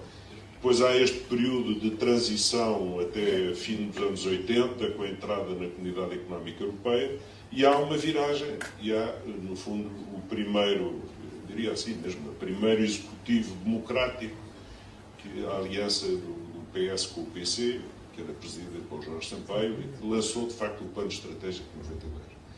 E este plano estratégico assentava numa política urbanística que tinha como alavancas os grandes eventos. E se fizerem um pequeno esforço de memória, lembram-se Lisboa, capital da cultura, em 94, Expo 98, depois o Euro 2004, depois a Champions aqui há 3 anos atrás, e no meio disto uma série de grandes eventos políticos da maior importância, grandes reuniões internacionais, e foi tudo isto que foi progressivamente colocando Lisboa no mapa. E, portanto, quando hoje se diz estamos numa posição invejável e estamos numa posição em que aparecemos no top de quase todos os rankings, em termos de projeção, é muito fruto de uma política que começou no início dos anos 90 e que, não obstante ter havido direções políticas da Câmara diferentes, prosseguiu de uma forma continuada. E, portanto, nós temos de ter bem esta noção, porque nada se muda em 4 anos, que é o mandato autárquico. Tudo isto é um somatório de passos que se vão dando. E, aliás, a Secretária de Estado ainda há pouco referiu que há uma continuidade nas políticas do turismo, que, obviamente, é importante para aquilo que temos hoje. Agora, nós falamos de turismo porque, de facto, tem havido aqui um crescimento muito acentuado, no fundo, dos estrangeiros que nos visitam, mas eu faço deste fenómeno uma leitura que isto é uma mudança estrutural. Eu diria todas as cidades ocidentais, do mundo ocidental, essencialmente do mundo ocidental, tanto americanas como europeias, e principalmente europeias. Porque se nós formos a Bordeaux, ou a Lyon, ou a Paris, ou a Barcelona, os fenómenos que se estão a dar de transformação nas cidades são todos eles muito parecidos. As cidades são cada vez mais cosmopolitas, porque viajar é muito mais barato, porque a mobilidade de todos nós é muito maior. Os meus filhos viajam 10 vezes mais do que eu viajo, e quando eu tinha a idade deles praticamente não viajavam, e eles passam a vida, e passaram um fim de semana aqui, outro ali, outro acolá, porque arranjam sempre maneira de viajar a custos baixíssimos. O custo das viagens está a um preço particularmente baixo, e a economia partilhada permite, de facto, que o alojamento, hoje em dia, tenha preços também baixíssimos. E, portanto, há aqui uma transformação que, aliada à possibilidade de uma pessoa viver num local e trabalhar à distância, e este é um facto, e nós cada vez temos uma comunidade maior de estrangeiros que estão a viver em Lisboa e que comunicam via internet, deslocam-se de quando em quando a uma reunião em qualquer cidade europeia, mas permite-lhes viver aqui e viver bem, viver ao sol e viver com um clima que não tem noutros países do mundo. Temos uma comunidade cada vez maior de reformados estrangeiros que têm condições até fiscais particularmente favoráveis para viverem cá e, portanto, há aqui um processo que é um processo que é global, de transformação das cidades, e as cidades naturalmente cada vez são mais cosmopolitas. Isto coloca um outro desafio, é que, como há pouco se dizia, ou existe identidade nas cidades, ou existe qualquer coisa que as tornam como espaços únicos, ou, de facto, as cidades perdem a sua capacidade de atratividade. Isto passa por manter as comunidades locais muito vivas, porque a partir do momento em que as comunidades locais são escorraçadas, por exemplo, por um dos efeitos perversos do turismo, que são os problemas do conflito na habitação e da inflação das rendas, ou o problema do congestionamento dos transportes, e, portanto, a pressão sobre os transportes, ou o congestionamento do espaço público, começam-se a gerar problemas de conflito entre quem vem de fora e as comunidades locais. Portanto, este tema do turismo é um tema particularmente sensível e que eu acho que nós temos que... Quer dizer, não são tudo rosas. Há muitos espinhos no meio de tudo isto. E, portanto, temos que ter um grande cuidado quando se avaliam estas situações. Agora, logo, praticamente no início desta conversa, falou-se da ausência de um plano estratégico. Lisboa tem um plano estratégico, ou já vai no segundo plano estratégico na área do turismo. Mas nós próprios, ao nível da cidade, temos estratégias de integração do turismo. Mas temos muitos atos falhados em tudo isto. Nós temos, por exemplo, estratégias no fundo, dispersão da pressão turística na cidade toda, mas entendemos que não faz qualquer sentido limitar o número de hotéis. Porque se Lisboa tem 174 ou 180 hotéis e tem números redondos, acho que é à volta de 30 mil camas, ou nem chega a isso de camas turísticas, a verdade é que se amanhã aparecer mais um hotel, ou mais 2 hotéis, ou mais 5 hotéis, quer dizer, é aquilo que eu costumo dizer, quer dizer, os hoteleiros que investem, certamente que fazem contas e sabem o que é que estão a fazer. Hoje em dia já não há dinheiro com a facilidade que havia há 5 anos atrás, ou há 10 anos atrás. E, portanto, quer dizer, não faz sentido entrar aqui com um fator de regulação. Parece-me, neste momento. Mas, por exemplo, já tenho sérias dúvidas em relação ao alojamento local. Porque o alojamento local é licenciado pelas câmaras enquanto habitação. Eu posso sempre dizer, bom, olha, mas reabilitaram a cidade. E, portanto, se estes edifícios hoje servem para alojar os estrangeiros, amanhã podem servir para alojar nacionais, é verdade. Mas, neste momento, nós temos, de facto, uma pressão enorme e que é uma pressão que é que está muito presente da cidade. Porque não é só, e eu aqui queria pôr uma nota, não é só aqueles que são contra o turismo. Eu não sei se sabem, mas desde que o António Costa foi Presidente da Câmara Municipal de Lisboa, instituiu reuniões mensais nas juntas de freguesia.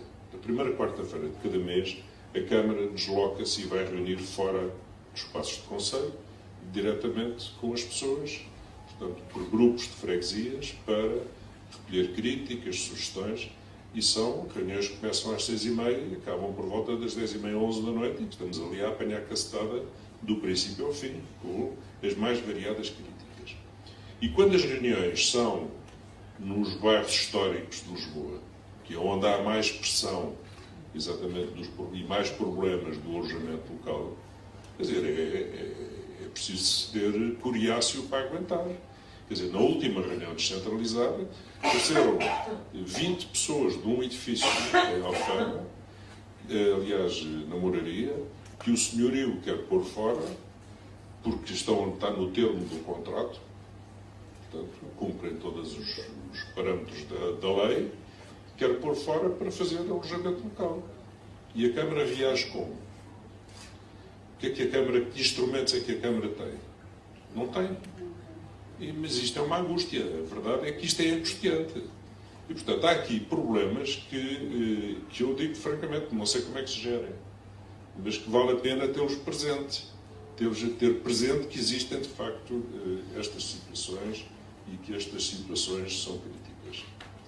Bom, também como nota, porque há pouco falou-se na questão... Quer dizer, eu penso que é particularmente importante promover as cidades naquilo que é único e aquilo que é, de facto, o caráter da própria cidade. E há aspectos variedíssimos, desde a geografia, quer dizer, a relação da cidade de Lisboa com o Rio, que é uma coisa que temos todos presente, que é um valor que não podemos destruir de qualquer modo, mas reparem, se na margem do Tejo aparecesse uma fileira de torres, é evidente que essa imagem desaparecia. Ou se a leitura das colinas fosse pervertida pelo aparecimento sistemático também de edifícios de dimensões diferentes, também seria pervertida. Portanto, há uma estratégia urbanística que tem em conta a preservação da geografia da cidade. Tem em conta a relação das colinas com o rio e do rio com as colinas. Tem em conta a preservação de determinados trechos da estrutura da cidade, nomeadamente dos bairros históricos, dos edifícios revestidos a azulejos, da gaiola pombalina na zona central, mas uma das decisões que tomámos foi, por exemplo, classificarmos toda a cidade como cidade histórica, o que significa que, para nós, Alvalade é um bairro histórico na cidade de Lisboa, ou o bairro das Colónias, ou o bairro Azul, ou Benfica, está tudo metido dentro dos critérios de cidade histórica que nós procuramos preservar.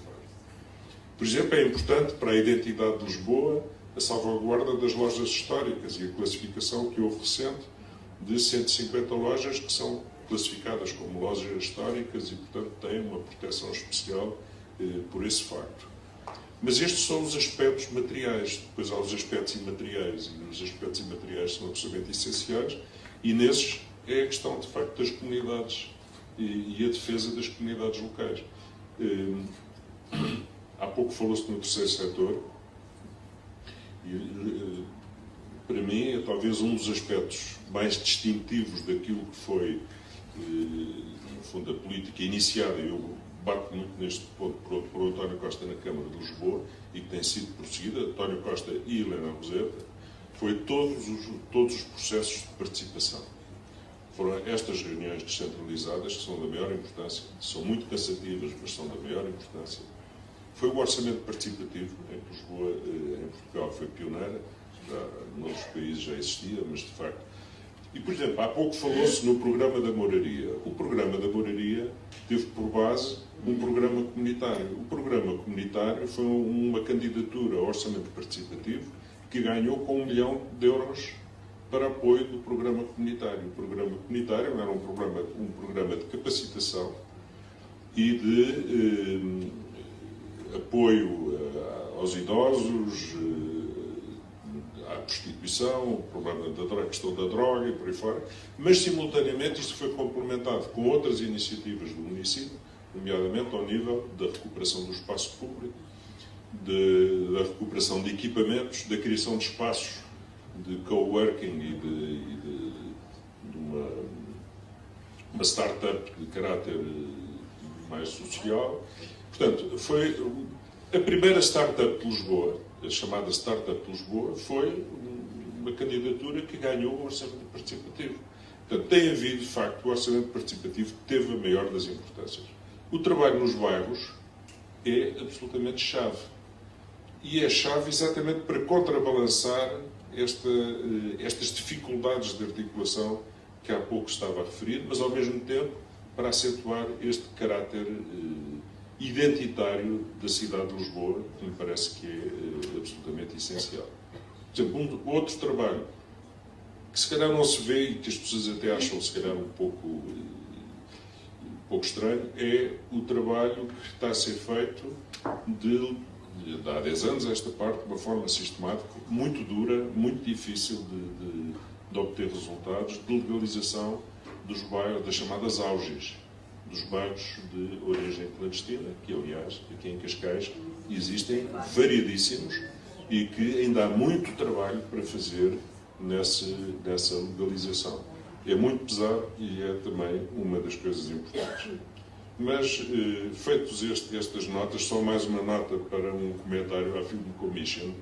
A Film Commission é um detalhe, porque a Film Commission foi concebida ao mesmo tempo que o apoio financeiro à realização de filmes, desde que, de qualquer forma, o tema Lisboa fosse abordado, e foi encarada não, porque há pouco podia parecer que era uma fonte de receita, é evidente que é uma fonte de receita, mas aquilo que damos de subsídio ao cinema é muito mais do que a receita da Film Commission. A Film Commission é, no fundo, para agilizar tudo aquilo que são produção de imagens que internacionalmente podem ajudar a promover a cidade de Lisboa.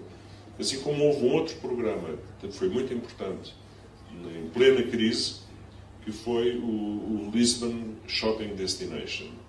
No fundo, o que era um programa que procurava reter em Lisboa durante uns dias os angolanos, brasileiros que se destinam ao centro da Europa e que procurávamos, através de um incentivo à utilização e à compra em Lisboa, manterem-se mais 2 dias na cidade.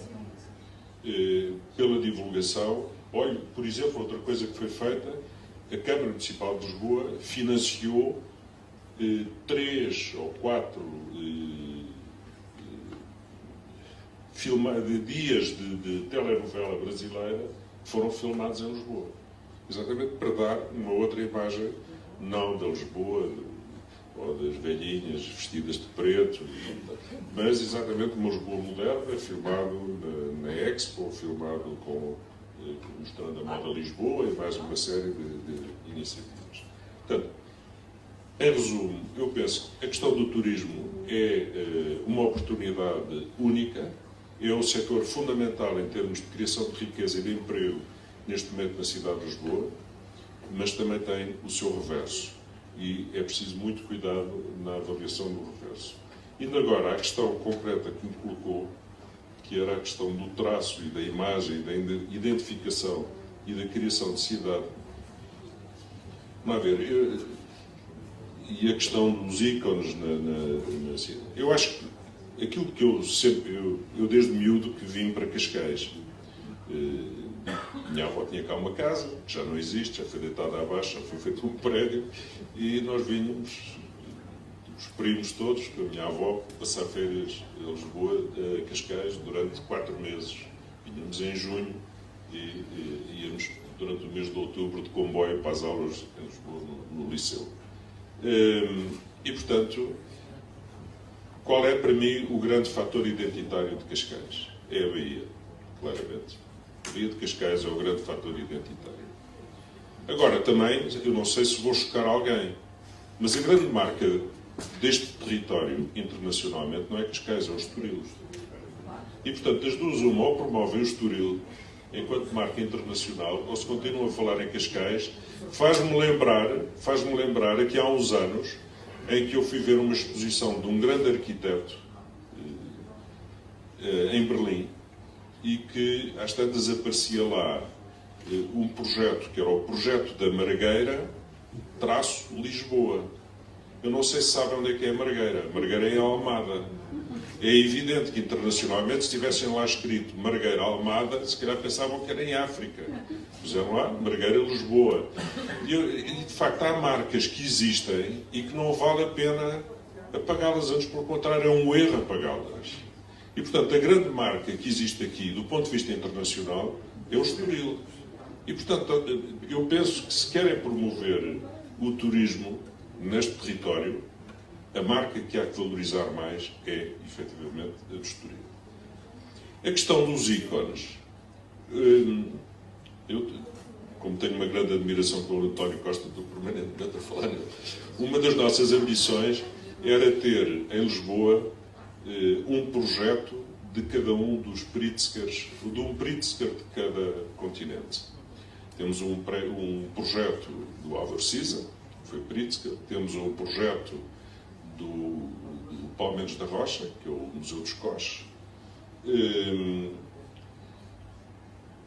Temos já um projeto do Eduardo Souto Moura, não temos, portanto, temos projetos de Pritzkers europeus, não temos nenhum Pritzker americano, tivemos para ter um Pritzker africano, ainda nos faltam alguns. Mas, efetivamente, têm sido feitos projetos de grande qualidade em Lisboa. Agora, muitos deles não são de iniciativa do município. Eu acho que é preciso ter bem esta noção. Por exemplo, as últimas grandes obras que foram feitas em Lisboa, do ponto de vista da sua marca, uma é a sede da EDP e outra é o MAT, o Museu de Arte da Fundação EDP. São duas obras particulares. Outro é, por exemplo, que é discutível, mas é a Fundação Champalimau, que é uma iniciativa particular de um grande arquiteto americano, de origem goesa, mas que é um grande projeto. Está um projeto excelentíssimo em acabamento, que é o Terminal de Cruzeiros, mas também não é uma iniciativa do município. Isto para dizer que não sei concretamente o que é que o município de Cascais pode fazer para ter intervenções que sejam de facto, ou investe diretamente, como Bilbao fez, e que gastou uma fortuna e na altura foi altamente criticada, mas o efeito de alavancagem do projeto Bilbao foi de facto enormíssimo. Também não sei se estamos nesta época, quer dizer, quando Bilbao foi feita a época era outra, neste momento contam-se os tostões, onde há uma margem muito grande para investir. É no espaço da qualificação do espaço público. E era aí uma nota que eu gostava de dar, porque aquilo que pode, de facto, distinguir este território é através da qualificação do espaço público. E a qualificação do espaço público tem um efeito multiplicador enorme, porque é muito barata. É muito barata quando comparando com... Eu, para recuperar uma escola, gasto 4 milhões de euros. Para fazer a intervenção do Cacho de Dré e do Campo das Cebolas, gasto para aí 5. Portanto, é uma diferença abissal entre uma coisa e outra. Não quer dizer que não seja muito mais urgente fazer escolas do que espaço público. Não é isso que eu estou a dizer. E, de facto, o que temos investido em escolas é 10 vezes mais do que aquilo que investimos em espaço público. Agora, é importante ter presente que, por exemplo, esta foi a estratégia de Nova Iorque, foi investir no espaço público. Investir no espaço público, primeiro, no fundo, de uma forma muito ligeira, com pinturas e uns vasos com flores e com esplanadas espalhadas pelo espaço público, e com isso pode-se, de facto, mudar o caráter da cidade. As intervenções do espaço público têm também um aspecto importante, é que têm várias dimensões. As pessoas dizem, quer dizer, aliás, era uma das críticas que nos faziam, estão a embelezar a cidade. Isto não tem nada a ver com embelezar a cidade, era o que eu digo. Eu tenho que fazer obras, tenho que mudar as redes que estão todas podres. Se eu tenho que reconstruir depois, é melhor que reconstruir bonito que construir feio. E, portanto, faz mais sentido. Mas há, depois, toda uma outra dimensão. Há uma dimensão social que é da maior importância. Se nós pretendemos ter uma cidade inclusiva, temos que criar espaço onde as pessoas se encontrem, onde se socializem. E isso não é com ruas que estão permanentemente congestionadas com veículos por todo lado, com o ar poluído. Se eu quero fomentar a saúde pública, eu tenho que criar, incentivar as pessoas a andarem a pé, a andarem de bicicleta. Se pretende ter um ambiente de maior qualidade, e a dimensão ambiental é fundamental, para além de regular toda a mobilidade urbana, tem que ter mais espaços verdes, tem que ter mais árvores, tem que ter mais áreas permeáveis. Se eu pretendo ter uma cidade onde as marcas culturais sejam efetivas, eu tenho que valorizar aquilo que é único. E, por exemplo, a calçada artística é única. E eu tenho que valorizar a calçada artística. Isto não quer dizer pôr calçada por todo lado. Até porque hoje em dia já não há quem faça calçada por todo lado e a calçada é de má qualidade. Mas, em contrapartida, é preciso investir naquilo que é a marca identitária, que é a calçada artística, a calçada com padrões, com desenho. Eu tenho que... Nós desenvolvemos um programa muito interessante, que é uma praça em cada bairro. Este programa foi feito de uma maneira muito sui generis. Lisboa, ao contrário de cidades como Barcelona ou Paris, que têm grandes malhas urbanas todas iguais, fruto do seu processo de criação, a abertura de grandes avenidas, os boulevards, no caso de Paris, ou os ensejos, no caso das cidades espanholas. Lisboa é um patchwork de pequenas malhas.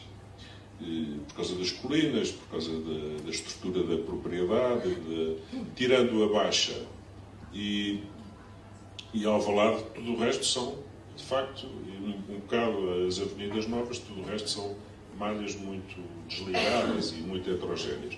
Isto dá origem também a muitas comunidades diferentes, com laços muito próximos. E, portanto, fizemos um trabalho que foi identificar essas malhas heterogéneas, homogéneas, aliás, depois identificar dentro destas formas de agrupamento e identificámos 30 pontos da cidade, onde dizíamos aqui faz sentido ter uma praça. Ou porque há uma concentração de comércio, ou porque é um nó dos transportes públicos, ou porque tem uma escola ou uma igreja que gera um espaço à volta.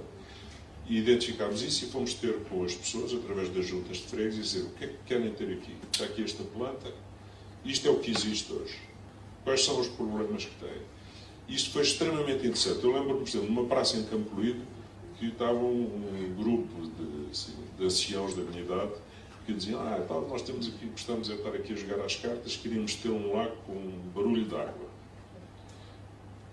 Animava aqui um bocado isto. Foi feito isso. Noutro sítio, por exemplo, vieram-nos dizer, eu lembro-me que quando era miúdo havia aqui uma fonte, isto no Largo do Calvário. É um lago horrível. E pronto, foi-se descobrir a fonte e montou-se lá a fonte e reformulou-se o bairro todo, está em obra neste momento. Este programa de intervenções de espaço público teve o maior dos sucessos e, pelo menos, é a leitura que eu faço. Há quem diga ao contrário, porque tirámos lugares de estacionamento, porque encasinamos o trânsito e por aí fora. Mas eu penso que, apesar de tudo, o saldo é bastante positivo. E, portanto, estas transformações no espaço público são importantes porque dão uma marca na cidade, têm estas dimensões, a dimensão social, a dimensão económica, por exemplo, é fundamental para a questão do turismo, a dimensão ambiental, e têm um aspecto fundamental, que é a dimensão política, que é exatamente todos estes processos de participação, é a necessidade de liderança, porque são processos conflituosos e, portanto, que necessitam, de facto, de uma liderança forte. E, portanto, este conjunto de dimensões tem a dimensão cultural, que é muito importante, mas conferem a este tipo de intervenções um papel, mas como se liga com a questão da mobilidade, que é uma questão central hoje em dia, pelas consequências ambientais e por aí fora, tem um papel-chave, de facto, nesta concepção de uma cidade moderna e contemporânea. Eram um bocado estas as notas que eu gostava de fazer em relação àquilo que disse. Excelente, excelente, e não tenho dúvidas de imenso considerar por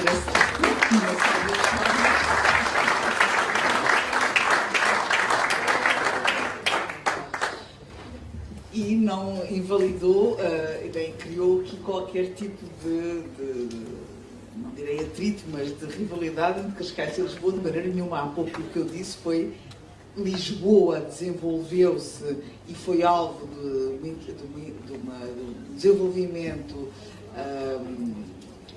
tão bem pensado e tão amigo das pessoas, dos cidadãos, dos lisboetas, sabendo receber os visitantes, internacionalizar-se de uma maneira que não colidiu com quem lá vivia, que se tornou um exemplo para as outras localidades que estão à volta e, sobretudo, nós aqui em Cascais estamos tão próximos de Lisboa e acabamos por ser um complemento também de Lisboa no que respeita à oferta de camas, no que respeita a complemento de projetos de itinerário turístico. Temos que beber e devemos beber também no exemplo de Lisboa, absolutamente. E para encerrar, eu gostava até de continuar a nossa conversa, tínhamos tanto que conversar e, sobretudo, os nossos convidados são de excelência e certamente muito ficou por dizer, mas também não queria cansar e, sobretudo, prolongar muito a nossa sessão de hoje. Mas, na verdade, as marcas que aqui foram referidas como identitárias de Cascais são seguramente a questão do mar, a questão da natureza, a questão da tradição do turismo, que, como disse bem, assentam muito no Estoril, pela história, pelo curso natural da história, mas também, como foi dito aqui, assentam na cultura, assentam naquilo que tem a ver com a sua identidade, com a cultura que também se deve construir, isto é, a sua cultura contemporânea, aquilo que se transforma no dia a dia e que se continua continuamente a criar. E é essa contemporaneidade que advém também do cosmopolitismo, que advém do turismo, que advém da sua tradição de ser um espaço de circulação, um espaço de acolhimento, que faz com que este concelho se diferencie dos outros e até se diferencie de Lisboa. É diferente de Lisboa em muitos sentidos, porque até o facto de ter começado a sua internacionalização mais cedo, como espaço de visitantes, espaço de lazer e até de uma certa elite, e a partir dessa certa elite ter lançado a partir daqui certos hábitos de lazer e até de jogo, através do casino, tem marcas distintivas de Lisboa. E, nesse sentido, não tem que colidir, não tem que competir. Eu acho que se complementam. Agora, não há dúvida que o caminho faz-se caminhando, as políticas não têm que ser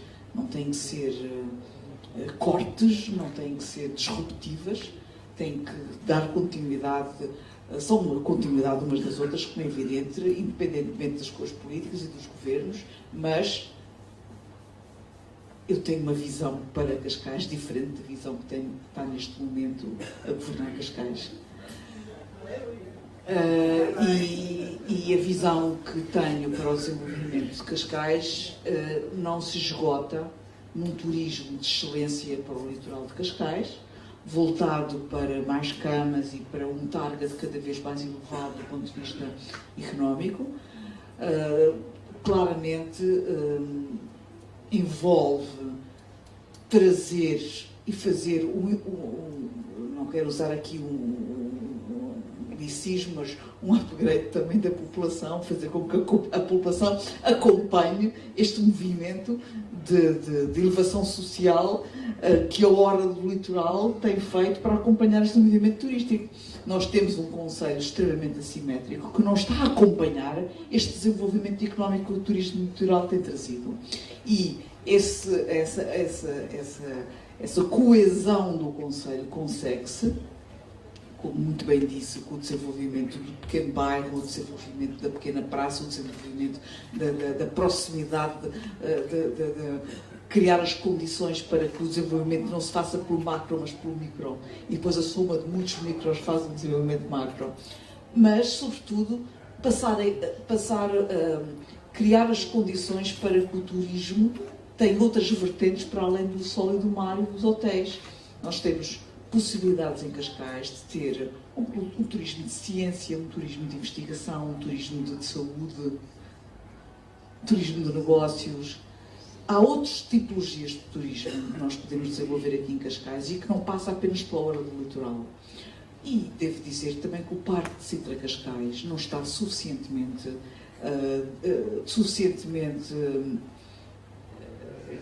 promovido, digamos assim, para se tornar uma âncora numa área turística que é cada vez mais procurada e que, como há pouco disse a Secretária de Estado, que é o turismo ambiental, o turismo sustentável, o turismo de natureza. Portanto, nós temos claramente marcas distintivas daquela que é a marca que Lisboa tem desenvolvido.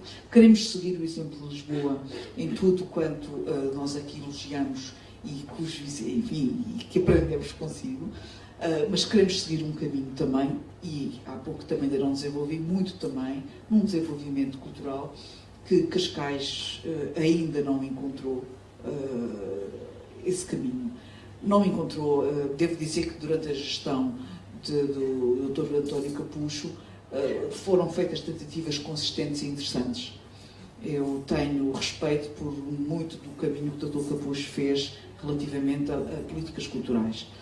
Mas, neste momento, não existem políticas culturais consistentes em Cascais e, não havendo para a população, não existem também para os visitantes. Não havendo para a população, não se podem exportar. Não havendo para a população, não atraem os visitantes. E como a Paula Lobantunes disse muitíssimo bem, um concelho cosmopolita como o nosso tem que ter também uma oferta cultural para os visitantes e para as pessoas que aqui vivem de outros países. Portanto, há aqui uma série de vias alternativas à via que está em curso para a área da internacionalização que o projeto Trabalhar por Cascais tem e que nós queremos seguir e que nós queremos apresentar ao eleitorado.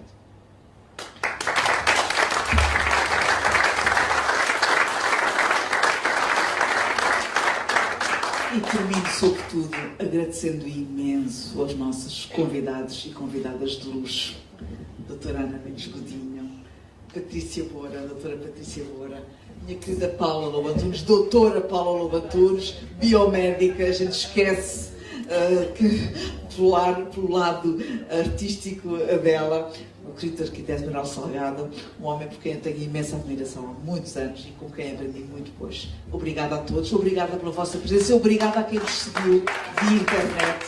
É um gosto também saber que temos este canal de comunicação com todos vós. Muito obrigada e vamos trabalhar por Cascais.